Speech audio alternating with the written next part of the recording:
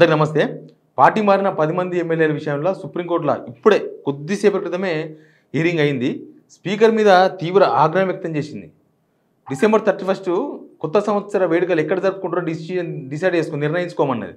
దాని అర్థం ఏంటంటే జైల్లో జరుపుకుంటారా బయట జరుపుకుంటారా అని అర్థం దానికి. ఇక్కడ స్పీకర్ వ్యవస్థ అనవసరంగా అబాస్ పాలవుతుంది అనిపిస్తుంది. రాజకీయాలకు పోయి లేకపోతే రేవంత్ రెడ్డి లాంటి పొలిటీషియన్స్ వాళ్ళ ఒత్తిడితో ఇక్కడ స్పీకర్ కూడా అబాస్ పాలవుతున్నాడు. ఒక స్పీకర్ మీద సుప్రీంకోర్టు ఇంత ఆగ్రహం వ్యక్తం చేసిందంటే దాని అర్థం ఏంది? మొన్ననే కదా కలకత్తాలో ఒక ఎమ్మెల్యే మీద హైకోర్టు వేటు వేసేసింది. అసలు సుప్రీంకోర్టు ఏం చెప్పింది, ఏం చేసిండ్రు వీళ్ళు? ఇప్పుడేమన్నది? వీళ్ళే స్పీకర్కు గవర్నర్కు ఒక డెడ్లైన్ పెట్టాలా అని, ఒక డెడ్లైన్ పెడితే ఇదే కరెక్ట్ అని అన్న వీళ్ళే, ఇదే కాంగ్రెస్ వాళ్ళు ఇప్పుడు స్పీకర్ డెడ్లైన్ క్రాస్ చేసిపోయినారు. స్పీకర్ ఇచ్చిన పిటిషన్ పట్టించుకోలే. అన్ని విషయాలు మాట్లాడదాం. అంతకన్నా ముందు సబ్స్క్రైబ్ చేయండి, షేర్ చేయండి. ఏమన్నది సుప్రీంకోర్టు అంటే, చాలా Telangana assembly speaker new year ఎక్కడ జరుపుకోవాలో ఆయన నిర్ణయించుకోవాలి. ఫిరాయింపు ఎమ్మెల్యేలపై వచ్చే వారం లోపల నిర్ణయం తీసుకోవాలి. వచ్చే వారం లోపల అంటే నాకు తెలిసి నెక్స్ట్ వీక్ అనుకోండి, ఈ వారం నెక్స్ట్ వీక్ ఉండొచ్చు. తర్వాత తెలంగాణ ఫిరాయింపు ఎమ్మెల్యేలపై వచ్చే వారం లోపల నిర్ణయం తీసుకోవాలి. లేదంటే స్పీకర్పై కోర్టు కంటెంప్ట్కి సిద్ధం కావాలి. అంటే కోర్టు ధిక్కార చర్యలకు సిద్ధం కావాలని అర్థం. కోర్టు ధిక్కార చర్యలు. స్పీకర్ రాజ్యాంగ రక్షణ లేదని మేము ముందే చెప్పినాం. న్యూ ఇయర్ ఎక్కడ జరుపుకోవాలని ఆయన నిర్ణయించుకోవాలి. మిగతా పిటిషన్పై ప్రతివాదులకు నోటీసులు జారీ చేసిన చీఫ్ జస్టిస్ 4 వారాల్లో మ్యాటర్ వింటాం. 4 వారాలు వాయిదా వేసింది. మళ్ళీ ఇక మనం పూర్వపరాలకు వెళ్ళాల్సిన అవసరం లేదు ఈ కేసులో. స్పీకర్ నిర్ణయం పైన సుప్రీంకోర్టు ఇంత ఆగ్రహం వ్యక్తం చేసిందంటే ఏం జరుగుతుంది నెక్స్ట్? ఇప్పుడు కోర్టు ధిక్కారం కిందకి తీసుకున్నది సుప్రీంకోర్టు. అర్థమైంది.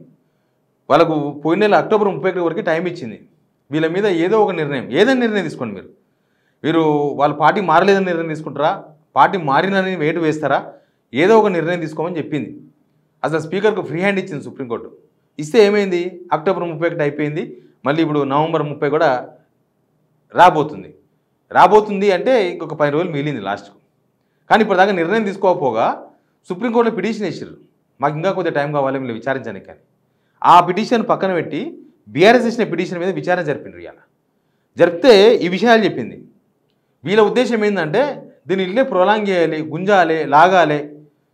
నిజానికి అసలు ఇద్దరైతే దాన నాగేందర్, కొడియం శ్రీ అయితే స్పందించలేదు. నాకు తెలిసి వాళ్ళతో రాజీనామా చేయించే పనిలో ఉన్నట్టున్నారు. ఎందుకంటే ఇద్దరు ఓపెన్గా దొరికిపోయారు కాబట్టి వాళ్ళిద్దరిని పక్కకి పెట్టి మిగతా 8 మందిని విచారించారు.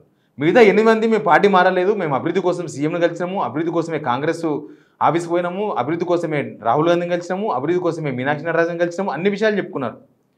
స్పీకర్ నిర్ణయం తీసుకోవడంలో వెయిట్ చేస్తున్నాడు. కానీ ఇంత ఆగ్రహం నాకు తెలిసి ఒక సుప్రీంకోర్టు కానీ హైకోర్టు కానీ స్పీకర్ మీద ఇంత ఆగ్రహం ఎప్పుడు వ్యక్తం చేయలేదు. మీరు జైల్లో, దీని అర్థం ఏంది? న్యూ ఇయర్ సెలబ్రేషన్స్ ఎక్కడ జరుపుకుంటారు దాని అర్థం ఏంది? జైల్లో జరుపుకుంటారా బయట జరుపుకుంటారా? అంటే కోర్టు ధిక్కారానికి పాల్పడినట్టుగా, స్పీకర్ కోర్టు ధిక్కారానికి పాల్పడినట్టుగా హైకోర్టు నిర్ధారించుకున్నది. వాళ్ళు ఇచ్చిన టైం 3 నెలల టైం ఇస్తే వీళ్ళు ఏం పట్టించుకోలేదు. వీళ్ళు అసలు దాని గురించి ఎక్కడ వదిలేదు. వారం రోజుల్లో చర్యలు తీసుకోమన్నది. వారం రోజుల్లో వీళ్ళకి డెడ్ లైన్ పెట్టింది. మూడు నెలలు టైం అయిపోగా ఇప్పుడు వారం రోజులు మాత్రమే డెడ్ లైన్ స్పీకర్కి. ఇది ఒక డెడ్ లైన్, కొత్త డెడ్ లైన్, సుప్రీంకోర్టు పెట్టిన కొత్త డెడ్ లైన్. ఇప్పుడు ఖచ్చితంగా ఏదో ఒక నిర్ణయం తీసుకోవాలి.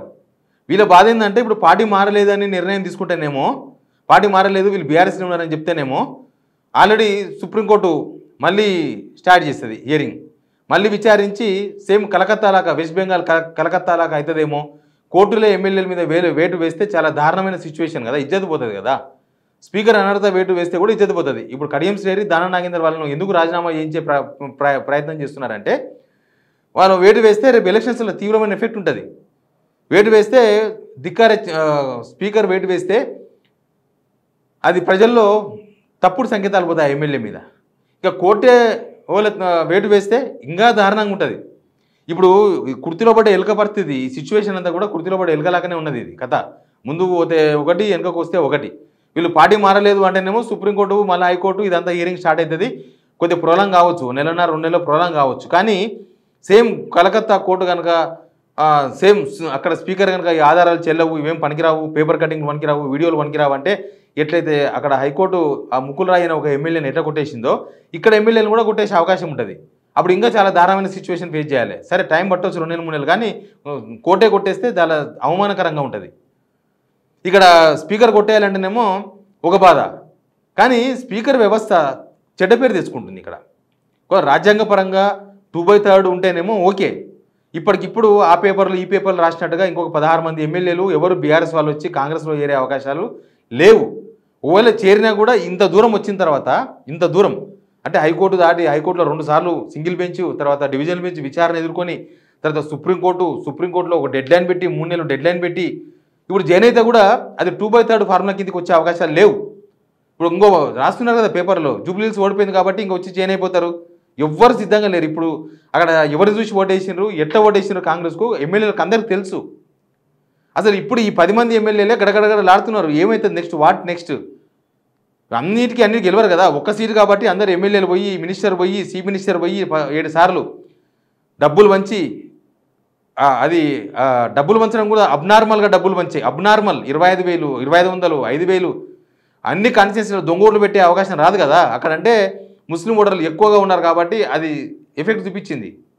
కానీ ఇప్పుడు అన్ని కాన్స్టిట్యూన్సీలో ఆ లెవెల్లో ముస్లిమ్స్ ఉండరు కదా, ఆ లెవెల్లో ముస్లిం ఓటర్లు ఉండరు. అంతమంది ముస్లిం ఓటర్లను తీసుకొచ్చి ఇప్పుడు కొత్తగా జాయిన్ చేయలేరు కూడా ఒకటేసారి సడన్గా. ఇది ప్రాబ్లం. వీళ్ళు కోర్టును వీళ్ళకి అనుకూలంగా ఉంటేనే ఒకలాగా మాట్లాడతారు, ఇంకోలాగా ఇంకొకలాగా మాట్లాడతారు. బీసీ బిల్లు విషయంలో 3 నెలలు గవర్నర్ చేయకపోతే అది డీమ్డ్ టు బి యాక్సెప్టెడ్ అనే విధంగా మేము ముందుకు పోతామంటారు. అంటే స్పీకర్కు, రాష్ట్రపతికి, గవర్నర్కు అందరికీ డెడ్ లైన్ గవర్నర్కు డెడ్ లైన్ పెడితే ఓకే అని యాక్సెప్ట్ చేసిన ఈ కాంగ్రెస్ స్పీకర్కు డెడ్ లైన్ పెడితే మాత్రం ఒప్పుకోదా? రాష్ట్రపతికి డెడ్ లైన్ ఉండాల్సిందే అని చెప్పుకున్న వీళ్ళు మరి స్పీకర్కు డెడ్ లైన్ పెడితే కాదా? అంటే స్పీకర్ను, గవర్నరు, రాష్ట్రపతిని లేని హక్కులు స్పీకర్కు ఉంటాయా? ఇక్కడ స్పీకర్ చెడ్డపేరు తెచ్చుకుంటున్నాడు. అనవసరంగా రాజకీయాలకు పోయి, అనవసరంగా రేవంత్ రెడ్డి ప్రెషర్కు లొంగి, లేకపోతే సర్కారులో ఉండే పెద్దల ప్రెషర్ లొంగి, అంటే ఆయన కాంగ్రెసే, స్పీకర్ ఎట్లా అధికార పార్టీకి సంబంధించిన వాళ్ళే ఉంటారు. కానీ స్పీకర్ చైర్కు కొంత ఉంటుంది కదా గౌరవం. Speaker chair important. స్పీకర్ ఇవాళ ఉంటారు, రేపు పోతారు, ఎవరో వస్తారు పోతారు. బీఆర్ఎస్లో జరిగింది వేరు. వీళ్ళు బీఆర్ఎస్ దాన్ని బూచిగా చూపించాల్సిన అవసరం లేదు. బీఆర్ఎస్ 2/3 ఫార్ములా వాళ్ళు వర్కౌట్ చేసిండ్రు, కానీ వీళ్ళు వర్కౌట్ చేయలేదు. ప్లస్ అప్పుడు కాంగ్రెస్ ఇంత సీరియస్గా పార్టీ మారిన ఎమ్మెల్యేల విషయంలో ఫైట్ చేయలేదు, కోర్టుకు పోలేదు, ఫాలో అప్ చేయలేదు. ఇప్పుడు బీఆర్ఎస్ ఏమో సీరియస్గా ఇది తప్పును ప్రజల ముందు చూపించాలని వాళ్ళు హైకోర్టుకు వదిలేస్తే సుప్రీంకోర్టు డెడ్లైన్ పడితే పట్టించుకోకపోతే స్పీకర్ మీద కోర్టు ధిక్కారణ చర్యలు తీసుకోవాలని చెప్పేసి సుప్రీంకోర్టుకు మళ్ళీ సుప్రీంకోర్టుకు పట్టించుకుంటలేరు. మీ డెడ్లైన్ అయిపోయినా పట్టించుకుంటలేరు. కోర్టు ధిక్కారణ చర్యకు తీసుకోవాలని మళ్ళీ సుప్రీంకోర్టుకు వాళ్ళు సీరియస్గా తీసుకున్నారు. ఇంత సీరియస్గా కాంగ్రెస్ తీసుకుంటే అప్పుడు ఏమయ్యేదో తెలియదు. పార్టీ ఎమ్మెల్యేలు ఎప్పుడు పార్టీ మారినా అది రాజ్యాంగపరంగా 2/3 ఫార్ములా ఏదేదో రకరకాల లూప్ హోల్స్ ఉంటాయి. కానీ ప్రజాకోర్టులో తప్పే అది.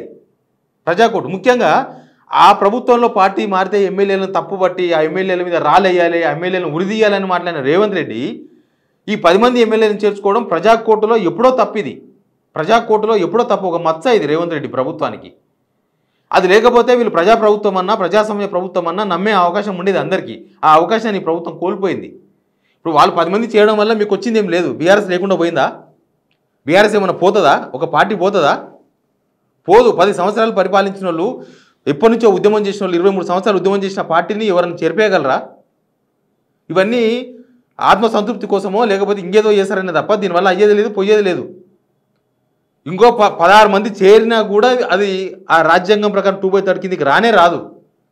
వాళ్ళు చేరి చాలా రోజులు అయింది, కోర్టు కేసులు ఫేస్ చేసారు, అన్నీ చేసారు. ఇప్పుడు వచ్చి ఇంకో 10 మంది ఏరుతానో 16 మంది ఏరుతానో అయ్యే పని కాదు అది. ఇప్పుడు ఖచ్చితంగా స్పీకర్ ఏదో ఒక నిర్ణయం తీసుకోవాల్సిన అవసరం పడ్డది. నెక్స్ట్ వీక్ లోపల మీరు చర్యలు తీసుకోండి, లేకపోతే కోర్టు ధిక్కరణ కింద చర్యలు తీసుకుంటామని సుప్రీంకోర్టు చెప్పింది. మరి అట్లాంటప్పుడు స్పీకర్ ఖచ్చితంగా ఏదో ఒక నిర్ణయం, పార్టీ మారలేదా తీసుకోండి, మారినరా తీసుకోండి. నాకు తెలిసి నెక్స్ట్ వీక్ లోపల 2 రాజీనామా చేపించేస్తారు. ఖైరదాబాద్ ఎమ్మెల్యే ప్లస్ శేషంగపూర్ ఎమ్మెల్యే రాజీనామాలు రెడీ. ఇక ఇప్పుడు స్పీకర్కు ఇదొక డెడ్లైనే కదా. ఖచ్చితంగా ఇప్పుడు హియరింగ్ అయిపోయింది, అన్నీ అయిపోయినాయి. అది కూడా సుప్రీంకోర్టులో ఇప్పుడు సోమవారం హియరింగ్ ఉన్నది కాబట్టి టకటకటకటగా వేసేసిండ్రు. ఎమ్మెల్యేలు అందుబాటులో లేకున్నారు. ఇటుకెళ్ళి తిరిగి పొద్దుగాలు వేస్తే కాంగ్రెస్ లీడర్లు ఇంటపడి తిరిగిండ్రు, కాంగ్రెస్ కార్యక్రమాల్లో పార్టిసిపేట్ చేసిండ్రు. స్పీకర్ ఆఫీస్కి రానికి టైం దొరకలేదా వాళ్ళకు? ఇదంతా ఒక డ్రామా నడిపించారు. సుప్రీంకోర్టును కూడా తప్పుదో పట్టిద్దాం హైకోర్టు లాగా అనుకున్నారు. యాక్చువల్గా గవాయి రేపు 23వ తేదీ నాడు సుప్రీంకోర్టు చీఫ్ జస్టిస్ గవాయి గారు రేపు 23వ తారీఖు నాడు రిటైర్మెంట్ అయిపోతున్నారు. బహుశా కాంగ్రెస్ వాళ్ళు దాని మీద ఏమైనా ఆశ పెట్టుకున్నారేమో. గవాయి ఇక్కడ నుంచి వెళ్ళిపోతే ఇంకా నెక్స్ట్ ఇంకొక చీఫ్ జస్టిస్ వస్తాడు, అప్పుడు మళ్ళీ ఇంకా కొన్ని రోజులు టైంపాస్ చేయొచ్చు అని అనుకుంటున్నారేమో. అందుకే అనుకుంటా బహుశా ఆయన నెక్స్ట్ వీక్లో టైం పెట్టిండు. కానీ గవాయి గారు పోయినా సుప్రీంకోర్టు ధర్మాసనము అవన్నీ అట్లే ఉంటాయి. ఇది గవాయి గారి నిర్ణయం కాదు, ఇది సుప్రీంకోర్టు చీఫ్ జస్టిస్ నిర్ణయం. ఇది కోర్టు ధిక్కారం, గవాయి గారి ధిక్కారం కాదు, ఇది సుప్రీంకోర్టు ధిక్కారం మీరు చేస్తున్నది. సుప్రీంకోర్టు ధిక్కారం చేస్తే ఇంకొక చీఫ్ జస్టిస్ వచ్చి మీరు బాగా చేసినారు, సుప్రీంకోర్టు బాగా ధిక్కరించారు, మేము చెప్పింది మంచిగా వినకుండా మా గౌరవాన్ని కాపాడారని వాళ్ళు ఆపుతారా? జీవన్ రెడ్డి గారు మాట్లాడుతున్నారు, మాజీ ఎమ్మెల్సీ. ఖచ్చితంగా చట్టాన్ని కాపాడే విధంగానే స్పీకర్ నిర్ణయం తీసుకోండి నేను అనుకుంటున్నాను. ఎందుకంటే ఆ జగిత్యాల ఎమ్మెల్యే కూడా జాయిన్ అయ్యింది కదా, డాక్టర్ సంజయ్ అయ్యాడు కదా, ఆయన మీద కూడా వేడి పడాలని ఆయన కూడా కోరుకుంటున్నాడు. చాలామంది ఎవరైతే ఎమ్మెల్యేలు చేరినారో వాళ్ళకి వేడి పడాలని స్థానికంగా ఉండే కాంగ్రెస్ లీడర్లు అందరూ కోరుకుంటున్నారు. పోచంపల్లి వేడి పడాలని చెప్పేసి అక్కడ ఏనుగు రవీంద్ర రెడ్డి కోరుకుంటున్నాడు. ఇక్కడ యాదయ్య మీద వేడి పడాలని చెప్పేసి భీమ్ భరత్ కోరుకుంటున్నాడు. ఇక అక్కడ స్టేషన్ కన్పూర్లో ఊరు కోరుకుంటున్నారు. ఇలా చాలా కాన్స్టిట్యున్సీల్లో వీళ్ళు ఎలక్షన్ రావాలి, మేమే ఓడిస్తామంత కష్టం ఉన్నారు. ఎనీవే చీఫ్ జస్టిస్ చేసిన కామెంట్స్ స్పీకర్ వ్యవస్థ మీద జనాలకు గౌరవం పోతుంది. అంటే ఆయన అంత సీరియస్ కామెంట్ చేసి జైలులో ఉండరా లేకపోతే బయట ఉండరా మీ సమరాలు చేసుకుంటారా అని అంత సీరియస్ కామెంట్ చేసినట్టే కనీసం స్పీకర్ ఆఫీస్ రోషన్ కన్నా వచ్చి నిర్ణయం తీసుకోవాల్సిన ఆవశ్యకత అవసరం ఉందనిపిస్తుంది. ప్రజాస్వామ్యం బతికే ఉందని చెప్పడానికైనా. Please subscribe signal TV.